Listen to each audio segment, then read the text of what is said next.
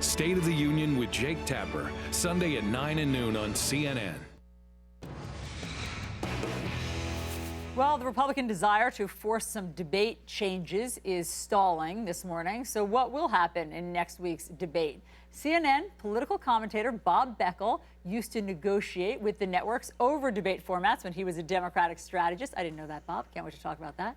He also has a new book out, I Should Be Dead, My Life Surviving Politics, TV, and Addiction. It is out in stores today. Great to have you on New Day, Bob. Thank you. It's nice to be here. Great to see you looking so well. Well, I feel good. So we'll get to your book and everything that's happened to you in the past year in a moment, but let's talk about this. So they're not happy with how the debate went last week, as you know. Do they have the right to ask for some conditions? Yeah, sure, but I mean, everybody's been doing that. I did that 20 years ago. You know, we'd go and sit down with whoever's doing the debate, and we'd demand these outrageous things, the separation of podiums, the color of the set, and the rest of it, and they'd look at us and go, fine, fine, fine, fine, and they'd walk out.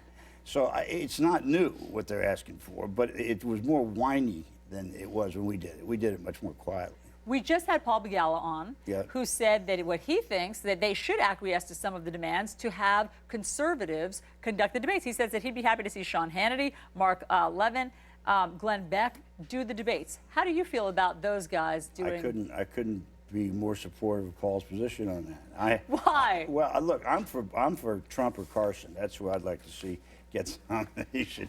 But you know, this is not new. You know, history. We've had these insurgent candidates going back to William Jennings Bryan, and you know, Ross Perot was the last one who said, "I can't wait to get to Washington, get my head under the hood." And I said, "I wish I was there when he put his head under the hood," and he then sued me. But that's all right. So it's not surprising, and it'll start separating itself out. Okay, let's talk about your new book. Okay. You've had a lot of misadventures, I think it's fair to say, in your life. And in fact, the title is called I Should Be Dead. Why have so many risky things happened to you?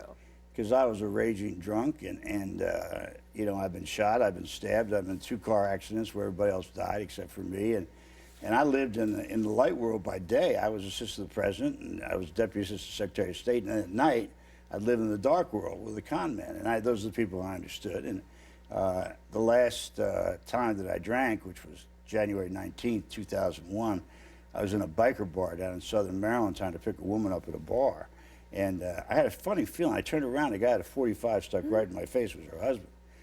And he pulled the trigger, and he hadn't chambered the bullet. So the second one, when somebody grabbed him from behind, blew a 3-foot hole in the center.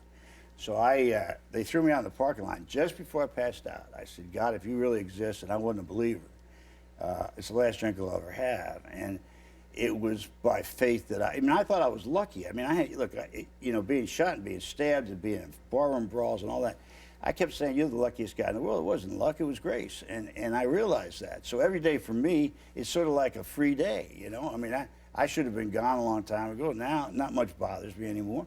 I work with, I think I was asked to stay around to work with drunks and addicts, and I do. I can't stand them. I mean, that's what you think your purpose is in life now. That's what I think God had in mind for me, and I do it. I do a lot of it, But when you say you can't stand them, what can't you stand about working with alcoholics?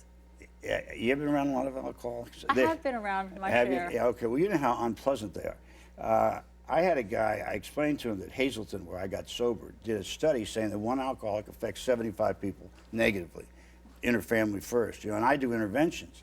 And they are just the most obnoxious people in the world. Now, I suppose I was like that. I sort of hope I wasn't, but I probably was. I mean, I did an awful lot of things, and I have nobody to blame for this but myself. I came out of a dysfunctional family, I had an abusive family, but I became a survivor.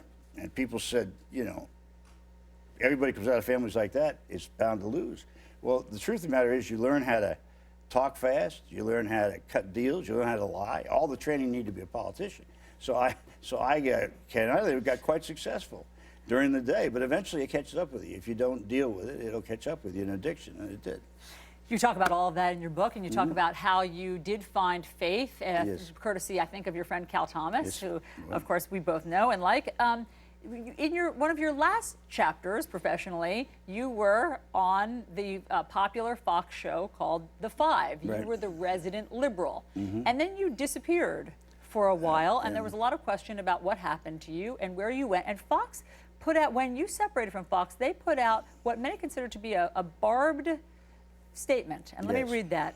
We tried to work with Bob for months, but we couldn't hold the five hostage to one man's personal issues. He took tremendous advantage of our generosity, empathy, and goodwill, and we simply came to the end of the road with him. What were they talking about? Well, I really don't know, except that we signed a separation agreement which said that we weren't going to say anything negative. And apparently one of their executives didn't get the memo, but I've stuck to there, and I deal with it in the book now at the end. I had to open the book back up, and it was a disappointment, but you know, Al saved me a long time ago, and I'd never have a negative word to say about him.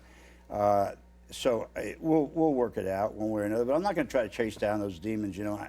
And the other thing was, you know, sitting every day 4 against 1 could get a little bit tiring. Is that right? Yeah, just a little bit. Because you held your own, Bob. You held your own, and you know, you sort of fought the good liberal fight on that show every day, but you were outnumbered.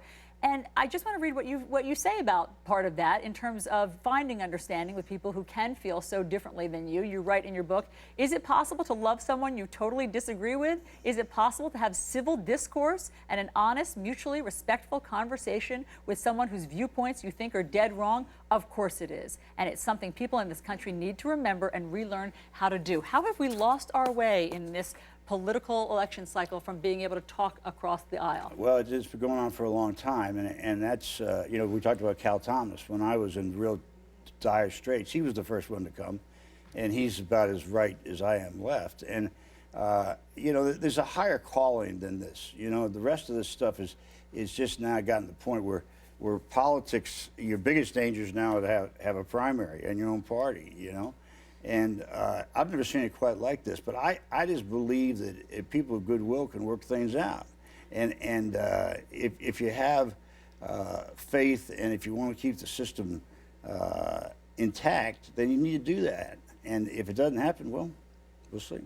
Bob Beckel, you say I Should Be Dead. It's a great read, fascinating to read all about your life. And so great to see you doing so well, Bob. Great to have you here on Good to see you, New Alice. Day. Thanks so much.